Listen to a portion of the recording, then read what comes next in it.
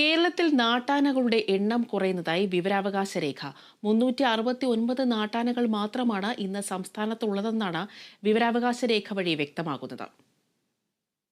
ആണാനകളും മോഴയാനകളും കൂടി 303 ആനകളും 66 പെണ്ണാനകൾ അടക്കം 369 നാട്ടാനകളാണ് ഇന്ന് കേരളത്തിലുള്ളത്. ഇടുക്കി ജില്ലയിലെ 76 വയസ്സ് പ്രായമുള്ള പെണ്ണാനയാണ് സംസ്ഥാനത്തെ ഏറ്റവും പ്രായം കൂടിയ ആന. ഇടുക്കിയിൽ തന്നെയാണ് ഏറ്റവും കൂടുതൽ പെണ്ണാനകളും ഉള്ളത്, 23 എണ്ണം. ഏറ്റവും കൂടുതൽ നാട്ടാനകൾ ഉള്ളത് തൃശൂർ ജില്ലയിലാണ്. 108 ആനകളാണ് തൃശൂരിൽ ഉള്ളത്. കാസർഗോഡ് ജില്ലയിൽ ഒരു ആന പോലുമില്ലെന്ന് വിവരാവകാശ നിയമപ്രകാരം സമർപ്പിച്ച അപേക്ഷയിൽ മറുപടി ലഭിച്ചു. സംസ്ഥാനത്ത് ഇന്ന് വനം വകുപ്പിൻ്റെ കണക്കുകൾ അനുസരിച്ച് 369 നാട്ടാനകളുണ്ടെന്നാണ് പറയുന്നത്. കഴിഞ്ഞ 5-6 വർഷത്തിനിടയിൽ മരണപ്പെട്ട് 140ഓളം നാട്ടാനകൾ മരണപ്പെട്ടിട്ടുണ്ടെന്നും ഈ രേഖകൾ പരിശോധിക്കുമ്പോൾ നമുക്ക് മനസ്സിലാവുന്നുണ്ട്.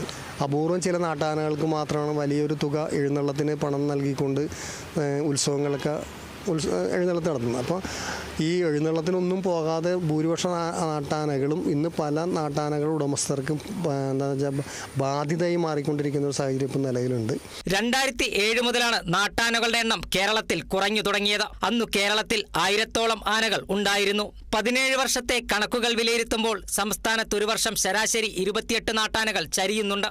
ആനപിടുത്തം നിർത്തിയതും മറ്റു സംസ്ഥാനങ്ങളിൽ നിന്ന് ആനകളെ വിലയ്ക്ക് വാങ്ങി എത്തിക്കാൻ പറ്റാത്തതുമാണ് നാട്ടാനകളുടെ എണ്ണം കുറയാൻ കാരണം. പരിപാലന ചെലവ് ഏറിയതും കാരണമായി. 1977 ആണ് വനം വകുപ്പ് സംസ്ഥാനത്ത് ആനപിടുത്തം നിർത്തിയത്.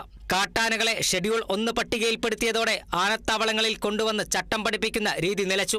2003 എലിഫന്റ് മാനേജ്മെന്റ് നിയമമനുസരിച്ച് സംസ്ഥാനത്തിന് പുറത്തുനിന്നുള്ള ആനകളെ കേരളത്തിൽ വളർത്താൻ കഴിയില്ല. ഇതോടെ ബീഹാർ, ആസാം ആനകളും എത്താതെയായി. ആനകളെ പരിപാലിക്കാൻ ഭീമമായ ചെലവുള്ളതിനാലാണ് ആനകളെ ആരും പുതുതായി വാങ്ങാൻ തയ്യാറാകാത്തതെന്നാണ് ആനയുടമകൾ പറയുന്നത്. Kerala vision news, Kochi.